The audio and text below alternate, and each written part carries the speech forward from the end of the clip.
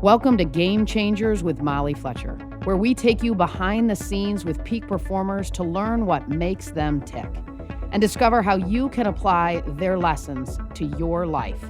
I'm your host, Molly Fletcher.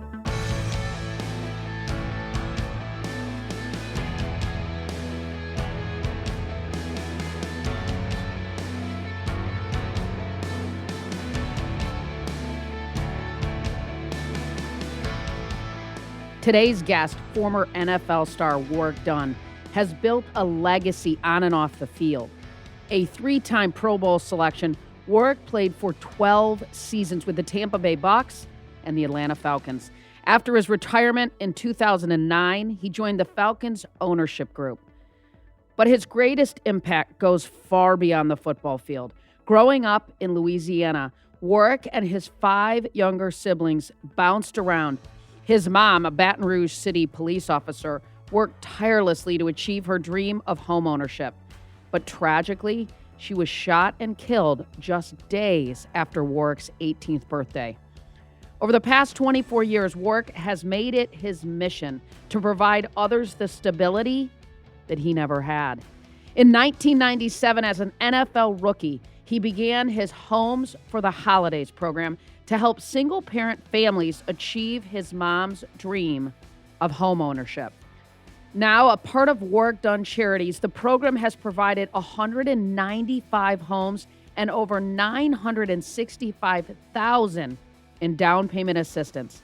Each time, Warrick is there to hand over the keys and surprise the new homeowners who have no idea their home has been fully furnished, decorated, and stocked with food, cookware, and everything else you can think of. In our conversation today, Warrick shares how he channeled his pain into purpose, what it took to make it as an undersized back in the NFL, and why he chose to open up about his struggle with depression. If you're in need of a heartwarming story for the holidays, here it is. This is my conversation with Warrick Dunn.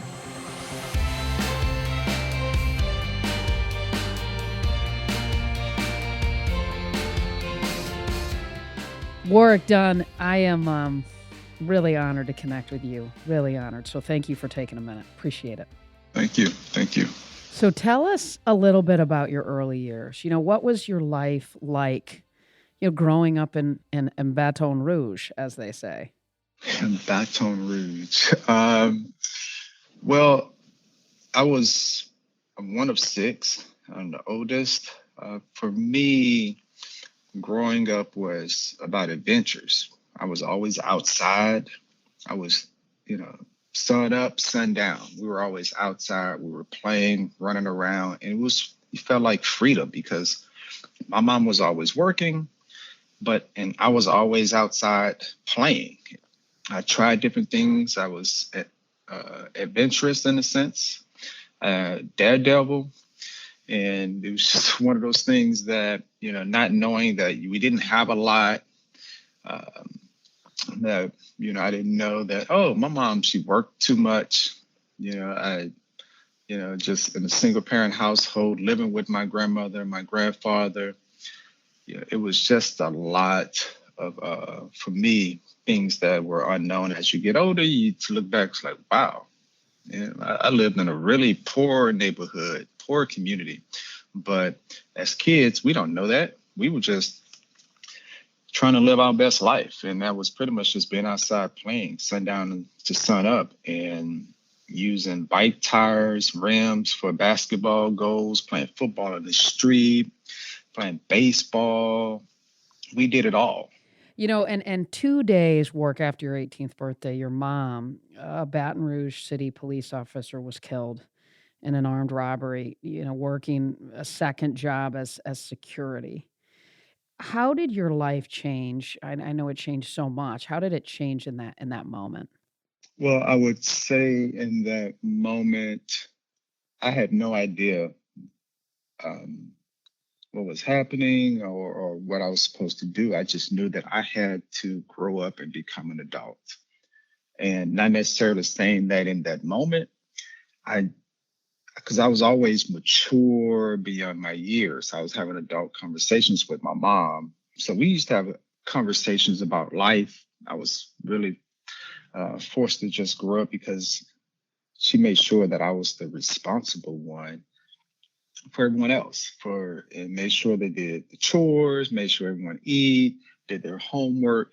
So I became accustomed to just being the head of the household. And once my mom had passed, the first thing that I said after I saw her body on the table, for a few minutes later, I was just like, I need to get home back to my brothers and sisters. They became my focus because I wanted to make sure that I took care of her kids. They're my brothers and sisters. I'm the oldest, but I felt so responsible that I had to make sure that I was going to do everything that I could in my power or my little brain at that time to take care of us. I had no idea what that meant. I was still in high school. I was doing the college recruiting process. So it's just a lot going on during this time. But my focus wasn't about football. It wasn't about school anymore. It was really about, well, I have to be responsible for these other 5 individuals. I just turned 18, so now it falls on me. So for me, that was really more my thought process and my challenge. I know your mom was so special. What do you remember most about your mom? I mean, how did she shape you, which I know she did so much, into the person and the man you are today? My mom challenged me. She was someone that was very direct when she had to be, but when I made mistakes, she made sure that I learned my lesson from them. And for me, I just think by challenging me to be better, I think was probably the ultimate thing that I took away from my mom, because when I was a freshman in high school, I went to all boys Catholic private school, predominantly white. And I thought, oh, I can just go to school and not bring home books like I did when I was in public school, still make good grades. And I was a part of a freshman class at Catholic high school where it was like I want to say nine African American, black guys came. We all played football on the football team. We were really good. I mean, we beat a JV team, you know, of almost a varsity team, in my freshman year of high school. But after those 9 weeks, I didn't make the grades. And she challenged me. And I can tell you, I had like a .9 GPA. Yes, like, how do you get a .9? Believe me, It's possible. it is possible. Anything is possible. But she, instead of saying most of the other guys who didn't make good grades, they left the school. And my mom says, what do you want to do? Are you going to prove to them that you can do it? Or I can just take you out and you can go to Estroma High School, which is down the street from the house. And I just made that decision without even thinking about it. My mom challenged me. I'm gonna stay and prove to them that I'm gonna stay. Finish my freshman year. Now I'm going into my sophomore year, and I made a commitment that it's gonna be different. So I actually started off my sophomore year, the first 9 weeks. I had a 2.830 GPA. I was like almost 3.0 GPA. And, people were shocked. It's like, what? It's like, I'm not, I'm actually, I didn't think I was a bad kid. I took it for granted early on. And my mom challenged me, that helped me. And I just think that really was my focus, where she guided me without having to punish me, because she knew the ultimate punish was I couldn't play the game that I love to play, football. She knew that I was going to do whatever I could to play the game of football. So she took that and helped me be better. That's awesome. And I know at the time of your mom's death, you were right in the middle, right, of sort of college recruiting, visits and had a whole lot of looks. I mean, tell me what made you commit to Florida State? Well, the week my mom was killed, I was taking a visit to Alabama. They had just won a national championship. So I was going to visit Alabama, and I chose Florida State because after the funeral, I had to get back into, okay, I got to figure out if I'm going to stay home, go to LSU, go to another school. And Florida State was the first school that I visited after my mom's funeral. But just meeting with Coach Bowden and just how I felt about Tallahassee, I felt comfortable, But the real reason that I chose Florida State is because Coach Bowden made a deal with me. Just so you know, like every school recruited me to play defensive back. Mind you, I was a high school option quarterback, but I played running back, receiver, safety, cornerback. I did a lot of different things, but everyone recruited me to play defensive back, even Florida State. And I just told them I didn't want to do that. I want to play running back. And Coach Bowden made a deal with me. So he called me Warren. Warren, you know, if you play running back and if it doesn't work out, you have to move to defensive back. And I said, deal. And that's the reason I chose to go to Florida State, because he gave me an opportunity to play a position that I loved. I grew up playing, and that's all I wanted to do. And that was the reason that I chose Florida State. And it was a good deal to make with a great individual, great man. It turned out you were pretty darn good, pretty darn good running back, man. Well, I was last on the depth chart too, so I had to like work my way. I know. Yeah, right. It was crazy. Sure. Yeah, I mean, you were undersized, right? And you were overlooked at some level, weren't you? Where do you think the confidence came from that you knew that you could be an unbelievable running back? I mean, where do you think that came from, that you could compete against anybody in that, as a running back? Well, I think it was just part of my childhood growing up. And when I started playing football outside with the guys, I was the last guy picked. But after I got the ball and made some people miss, I started being the first guy picked. And that, I think, really set the tone for my mentality. And over the years, I just became much more confident in myself. I believed in me. I didn't care about my height, my weight. I just knew that I'm better than this person. I had confidence, and I just used that to my advantage, but also know that, hey, you can't hit what you can't see. So I was trying to make sure that I was trying to make sure that no one could see me. So small guy, undersized, buck something. I was running for my life, and I did that. It's funny. I mean, when you said the word confidence, I mean, I sort of believe, or I do believe, that confidence comes from action, right? From doing it. It sounds like you became more confident from, really playing in the street and feeling like, I mean, I can do this. These guys can't catch me. They can't see me. They can't get. I mean, is that how you feel about confidence? That at some level it bubbles up from the behaviors that we embark on? The confidence is built over time. You don't wake up and you have confidence and you think boom, boom.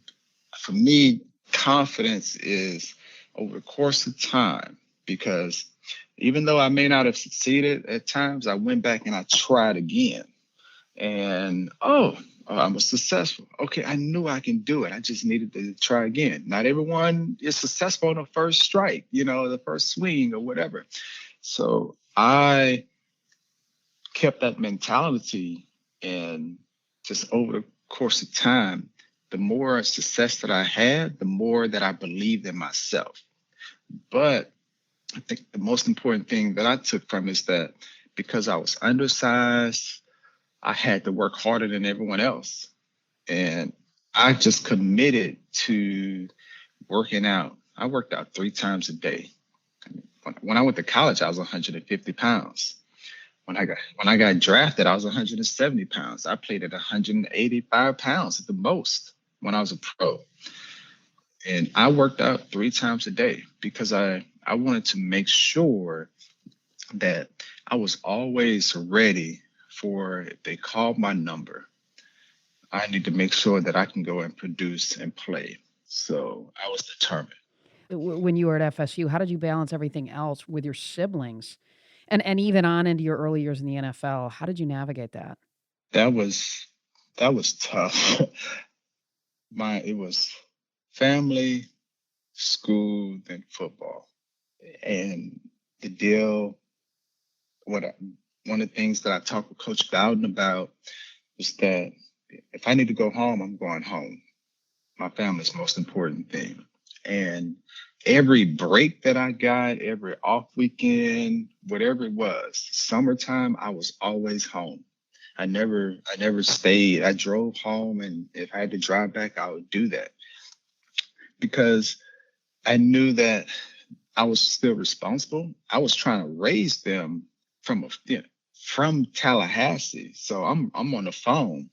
You better do this. If I have to come down there, Sure. you're trying to parent, and these are young kids, early, 8, 9, 11 years old, and I'm dealing with my teenage sister who's 3 years younger than me, my other brother who's 2 years younger than me. So I'm parenting. I'm trying to tell them this is what they need to do. So it was a struggle, but I had assistance. Even when I played my early years in Tampa, the youngest three lived with me when I was playing for the Buccaneers. And I was, I don't even know how I managed it, but I was, I had to go out of town on Saturdays for away games. I got kids, they're just middle school, high school, early in their high school days. I had to have a family friend. It's like, oh, my best friend from college was from Tampa. Hey, could you stay with the kids on Saturday night? I was parenting while also trying to play professional football, and I wasn't hanging out with my teammates. I wasn't doing things that other guys that's second, third year in the league that they're doing, enjoying life. I was being a father. Sure. How old were they when they were living with you? They're just high school. Yeah, they graduated from Tampa Catholic. So I had to figure it all out. But, you don't know you're going through things until down the road. So I was just pushing forward. Really didn't understand what I was going through or dealing with. Well, and I know all the while your mom was looking down, thankful. There's no doubt. When you were drafted by the Buccaneers in 97, I know Tony Dungy, he gave you a challenge. He challenged all the rookies. What was that challenge? Well, I know that Coach Dungy, every year he talked to his rookie class, and I know we were the second year of his tenure. So we came in and hey, we draft you guys. We know you're talented, but it just came all to me about football. It said, we want you, not telling you have to, but think about giving back, being a part of your community. And I took that message as a challenge and just thought about, what did I go through that I can go and help other people? And just later on that evening, next day, I was thinking about my mom. And wow, my mom, she wanted to buy a house. We just couldn't do it. Never save up the money. We could never do this X, Y, and Z. And I went to the community relations individual for the Buccaneers at the time, Stephanie Waller, and I told her about this idea. And she was like, okay, let me see if we can do it. And the first year we did 3 homes. I still had no idea what I was doing. And it didn't really hit me the impact because I was like, I'm just helping you get a house. I mean, this is no big deal. But once I saw the expression and the meaning on these individuals' faces, when I saw the news later that night, I was just like, wow, okay, I want to do this again. But most important, I got to go back home where it all started. And that's where Homestead Holidays, the program was born. And I turned it into a foundation, a charity, when I moved to Atlanta in 2002. That's awesome. It's unbelievable. And now, I mean, the impact of Homes for the Holiday program today is so significant, right? 195 homes, 24 markets. I mean, tell us about that. It's incredible. Well, we have been able to grow and expand, and now that 24 years, and we're about to get ready to start on year 25. 24 years of expanding and growing and impacting 195 single parent families. And it was single moms in the beginning. We transitioned to single parents because we've also helped 4 single fathers in that over that course of time as well. And we've just grown, and we wanted to expand our footprint and our impact of helping people that are in similar situations that my mom was in. And I just think over the course of time, I got past of just doing homes. We wanted to, how can we help people become much more financially independent? How can we help with some of these core issues that people are having in society? And we've just really tried to expand from just doing Homes for Holidays, but financial literacy, Account of Your Future program now. We have a SCOPE program, a healthy food initiative, and now we also have a scholarship program. We've just been able to really grow and expand our footprint and impact in different areas that are vital to people's success.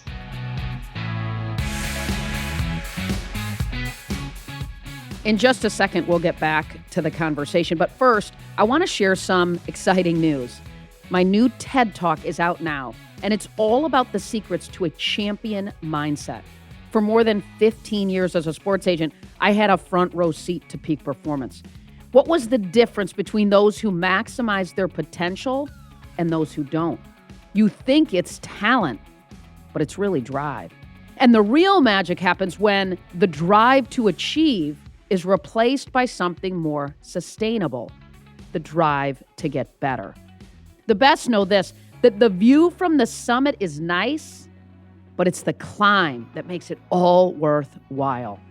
Check it out. Watch it now at mollyfletcher.com/TED Talk.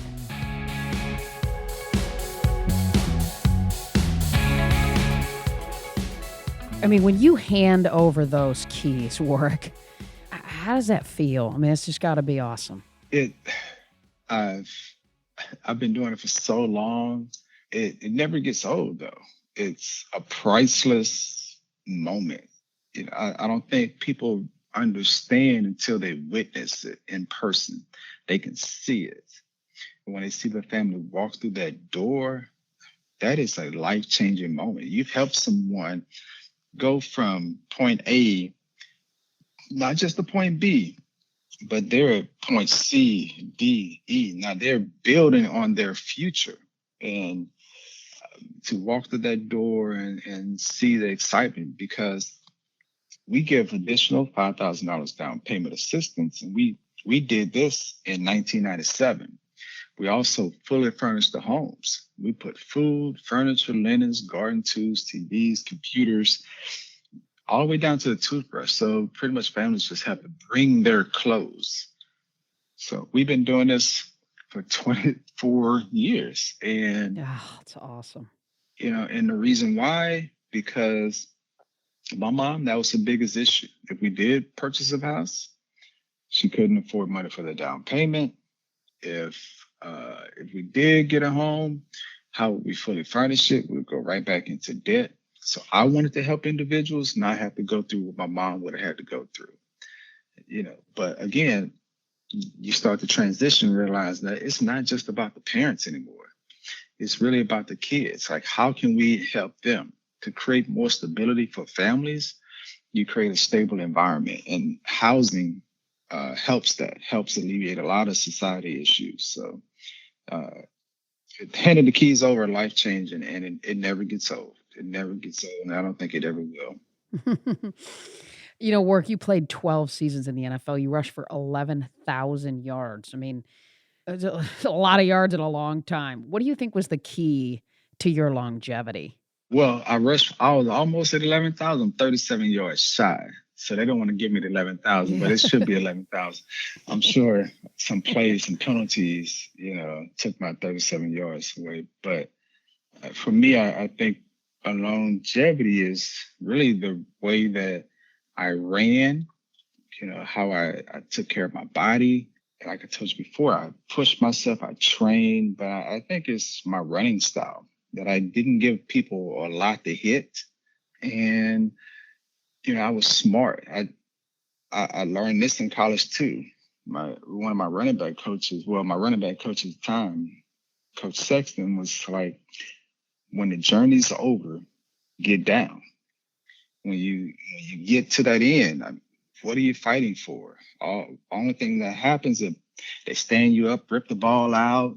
Bad things happen. When the journey's over, get down.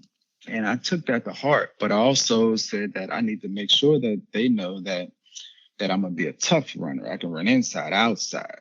But my journey, was really just about how can I make people miss, being a student of the game, just doing more than what people thought that I could do. And I was so determined to prove that I can bend every down back, that I can play at the highest level, that I can play with the big boys. I mean, I was blocking Reggie White, Kevin Green. I was blocking these guys. And I can say I was blocking them. I was really just getting in their way. But I did my job. So, as a running back, I was so determined to prove that I can play that I was just going to work harder, like I said before, and take care of my body. And I did. That's what I tried to do for 12 years. What do you think is the difference between the guys out there that make it right and that make it for sort of that longer period of time, that get there and stay there, and everybody else? Well, some people, right situation, right place, right time, system that fits them. But for me, I would say I grew up saying to myself, it's like, what am I going to sacrifice to be great? What am I going to do different than everyone else? And you have to figure out ways that you can separate yourself from just the everyday player, because everybody's talented, everybody's fast. But what is going to separate you and make you different? And that was one of my reasons for working as much as I did in the off season to prepare myself, to push myself, to make sure I had strong legs and that I can break tackles. I just worked harder, and I put myself in a position that if my number was going to be called, I was going to produce. It was just my determination that I'm going to constantly prove to people that I can play. Warrick, I know you were one of the first guys out there, right? One of the first athletes really to talk about mental health and publicly speak about about going to counseling, and now there's obviously a whole lot of conversation around this topic. What made you seek counseling kind of at a point when maybe it wasn't so common for a professional athlete? Well, I was playing in Atlanta for the Falcons, and I never thought about counseling. I understood the stigma coming from a low-income community, just understanding that no one who even heard of counseling, who thought of that, right? No one. I didn't go to counseling at my mom's death, but I heard a guy in the locker room talk about another guy going to counseling just to play the game of football. It's like, what? I thought that was crazy. Football, I can do this in my sleep. I can run. And that was just strange to me, But I took that story, and later on that night, I was talking to a friend, and I said, I heard the story today in the locker room after practice that this guy, went to counseling just so he can catch the football.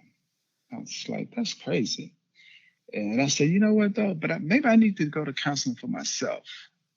And later on, like 2 weeks later, I ended up going to counseling. And I was shy and bashful. Didn't want anybody to know. I can tell you my first interaction was, listen, my name's Warrick Dunn. I play for the Atlanta Falcons. I don't want no one to know that I'm coming. Can I go in the back door and slide? I don't want anybody to see me. And they accommodated me.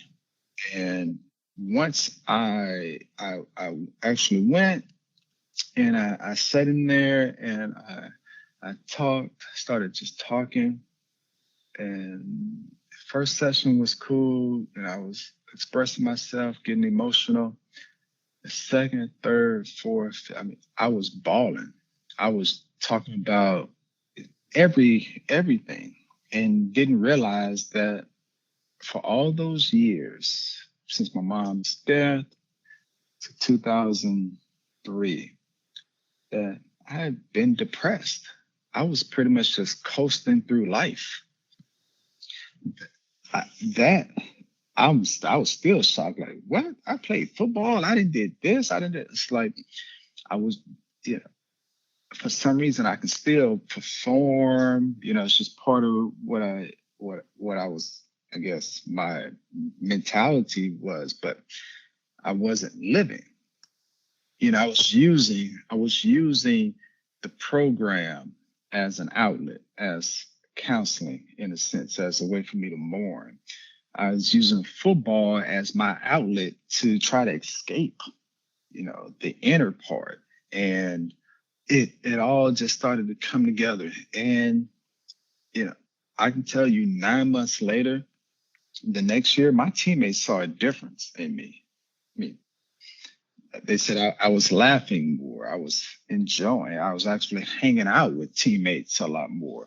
I didn't do that in Tampa. I didn't work on building those relationships. And yet I had other barriers because the kids were there. I had to do things on Fridays, usually when guys hang out, those things. But in Atlanta, it's like I let my guard down. I smiled more, and I just became much more confident in myself.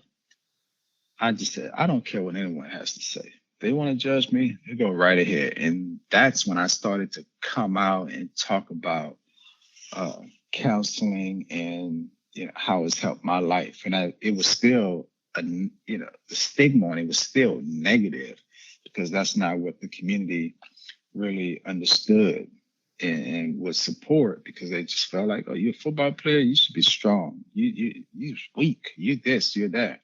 I didn't care anymore. I was confident in myself. And I think that's one of the strong things about me when it came to sports, is that if I fumbled the ball, if I made a mistake, I didn't care what anybody had to say. I made a mistake. Nobody's perfect. Yeah, I'm going to get up and I'm going to prove to you that I can correct it. And that was really my drive. Wow, that's awesome. That's great for so many people to hear that where the reputation is such, but boy, when you lean into it, it's powerful. I love it. And I know as part of that counseling journey, you went and met with the man who killed your mother. Why did you make that decision, maybe, and what was that like? The biggest reason that I wanted to do that is because I got to a point from counseling. I was looking for answers. I was searching for answers. I had a lot of questions at the end. I just, started to understand it 4 years later. I'm just like, okay, I have all these questions. Why? And I wanted answers, but I also started to understand is that this individual has so much power over me that how can I really move on? They were really in control of my life. And I felt that I was in a position to go and meet with the guy because I wanted to take that power back, but also express to him, the impact, the trauma he caused in my life. And, when I asked my counselor, she says, I think you can do that. You're in a position. I went and met with the warden first, and the warden met me at the gate. It's like, well, I don't think he's going to be honest with you and tell you the truth. So don't expect to hear that. I said, okay. And as soon as we sat down, and we didn't have bars in between us, it was just a round table. Yeah, I thanked him for meeting with me and said a few words, and he started talking. He said, "I just want to tell you I didn't do it." And I said, "Okay." First things came out of his mouth. So I said, "Okay." I said, "You know what? I don't care if you say you didn't do it. I came here to forgive you, right? The impact that you've made on my life." And I asked my brothers and sisters that they had anything they needed me to express to him. And I said, things they wanted me to express to him.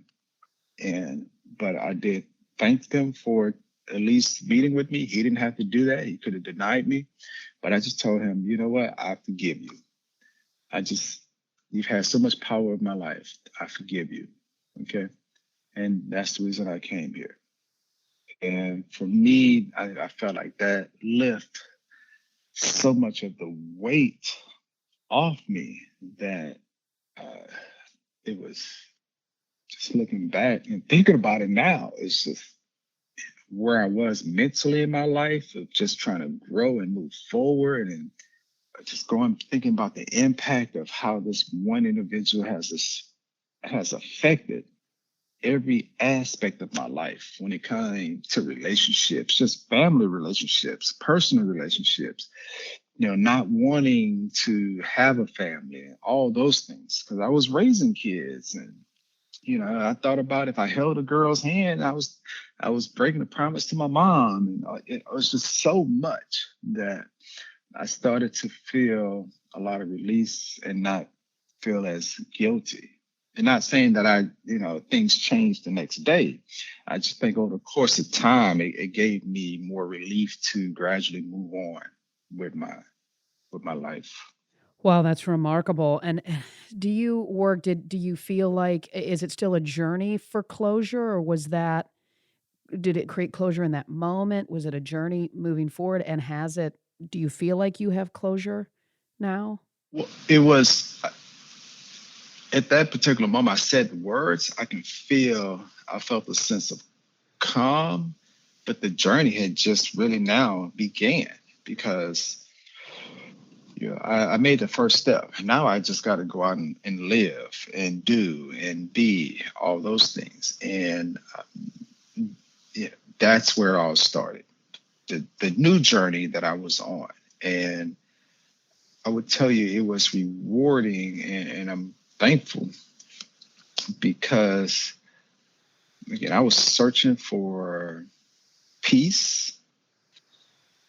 I was searching for, I guess, my next direction and the things that I wanted to do. And it was, I think, I did something at the right time in my life, and I had the right support, and most importantly, I was open to seeing what the opportunities or the possibilities were. Work, some people may not know this, but you're part owner of the Atlanta Falcons. How did that come about? Like, get me inside of that a little bit. My relationship with Mr. Blank started when I became a Falcon. Before I even signed, he had just bought the team a year before, and I was his first, one of his first signees. We didn't talk about the game of football. We talked about life. We talked about all the things in the Atlanta community. If I became Atlanta Falcon, how can we help change this community, impact this community? And we developed a bond. And just over the years, Mr. Blank, he was just a different owner than others. He was way more personal and those things. So we built a relationship, and 6 years later, the Falcons decided to release me, and I had a conversation with Mr. Blank. And one of the things he said to me was, "I would love to call you a partner one day." And I was like, "Okay." But that all came about because we were at practice at the end of my career in Atlanta, and he was like, "Hey, what do you want to do one day? You want to coach? You want to?" Say? I was like, "No, sir, I don't want to do that. I'd rather." And I just pointed at the top. It's like I just want to. I'd rather just be up there with you. And I think that he took that to heart and just told me one day, "Hey, when you release me, I would love to call you a partner one day. I had no, I still had no idea what that meant until I actually, retired. But it was, that's how it all happened. And I thank God that I was good at managing money. I learned to manage dollars early at 18 years old, spend on need and not necessarily things I want. And that helped me be prepared for that moment because I wasn't the highest paid player at my position. I wasn't considered the best player at my position. So they make all the money the guys make today. So I had to really manage my dollars. And I was able to put money into invest money. And it's given this money and it's gone. You have to pretend that it's gone. But I wrote a check. And I just wanted to make sure I didn't change my lifestyle, how my family and those things would affect them. So it was good investment, though. Good investment. Well, and now you're up there sitting by him, and you got your MBA at Emory, right? So you could kind of lean into that business aspect more and close that gap. I think you felt like you wanted to close, right? Well, I did, and the reason that I went to Emory and got my master's in business because when my owners' meetings, we were having meetings going over the business side, the financials, and all these things. All of these words were flying over my head. I'm just like, what? Okay, I don't want to sound like I'm the crazy guy in this room. And my other partners have been businessmen, for 20, 30 years, 40 years of their life. So they're well off. So I decided to go back and get my master's in business to understand the business side of the game and understand the lingo. So that was my driving force. So how do people, if they want to donate to Warrick Dunn charities or find out more how to get involved, how do they do that? Well, they can go to our website, wdc.org, to find out more information about our programs. They can donate. They can just really read up on the things that we've been a part of. We have a lot of articles and videos of home celebrations and those things on site. So it's definitely information there that people can go. I try to tell people, listen, I don't write the checks. I donate a lot of my money to the charity years ago. Now we are a true nonprofit. We need funds to continue to help people, to create an impact. So we're expanding and we want to expand our footprint to help people because it's all about helping. We don't give anything. We help people that are trying to help themselves. And I think that's important to let people know that. WDC.org. Let's do it. So, Warrick, we end with rapid fire. I'm going to hit you with some quick ones. And you've been generous with your time, so I'll hit you with some quick ones. You just tell me what comes up, okay? Okay. Favorite athlete growing up? Tony Dorsett. Last show you binge watched? Morning show. I think it's a lot of shows. You don't binge watch much. Well, pandemic. I started binge watching. I saw. The Shy. I mean, I saw so many shows. I binge watched Power. I got through it all. So I've been doing a lot. I've seen a lot of shows. I've seen a lot of shows. What's one thing you can't live without? Family. Love it. Boil your success down to 3 words. Commitment, sacrifice, teamwork. Advice you'd give your younger self? Well, I was going to say seeking help, really seeking help, probably going to counseling earlier in my life after my mom had passed. Yeah, seeking that support for sure. One habit that's improved your life? Cooking. Cooking, I love it. Cooking. Really? Yeah, cool. I know how to cook. I've always known how to cook, but pandemic, I had to cook more. So I'm just healthier. I love it. So the show's called Game Changer. So one last question. Who or what is a game changer that inspires you and why? My grandmother was a game changer because her life changed. just being able to now having to watch over, 6 kids and really get the support of other individuals to help keep us all in line. And she's done a good job with that. I mean, my pops was probably the biggest game changer in my life.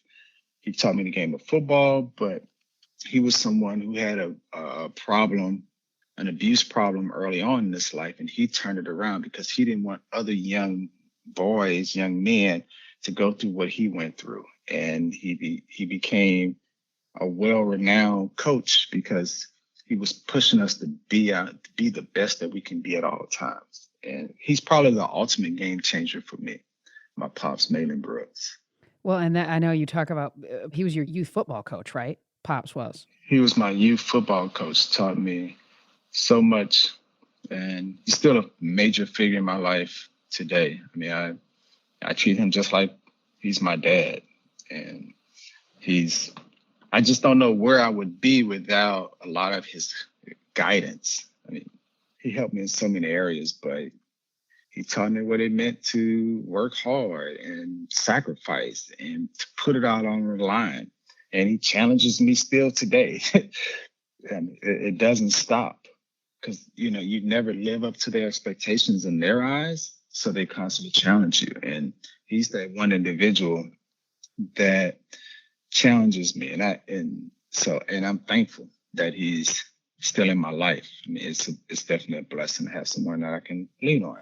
WDC.org. Warrick, you are doing so much incredible work, not just in Atlanta, but all over the country. Thank you for who you are and for what you do. Appreciate you, man.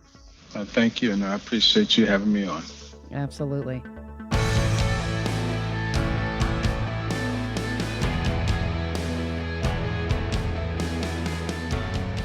Wow, what a guy. Unbelievable. Here's a couple takeaways from my conversation with Warrick. Number one, turn your pain into purpose. I mean, when you listen to what he had been through and what he has done with that pain by turning it into purpose, it's pretty incredible. I think one of the things we can all take is that no matter the adversity and the challenges that you face in your life, you can always choose how you respond. Will you be bitter or will you be better? I can't think of a better example of this than the way Warrick responded to such pain in his life. It's powerful. Number two, you never know what someone's battling. It was so interesting to hear Warrick talk about mental health because it wasn't until he started to go to counseling that he realized that he was struggling with depression. Don't be afraid to ask for help because you never know what it will unlock for you personally or professionally. And I think the other thing I took from that is that it's so important always to show up with empathy because you never know what someone else is going through. And number three, gosh, I mean, this couldn't be more real with Warrick. Find the gifts in the challenge. At every level, people underestimated Warrick because of his size primarily. But what he lacked in size, he made up for in quickness and in heart. I love how he said this. I mean, this was so hilarious to me. He said, you can't hit what you can't see. How good is that? I mean, you can't hit what you can't see. I love it. Sometimes what others see as your weakness is actually your greatest strength.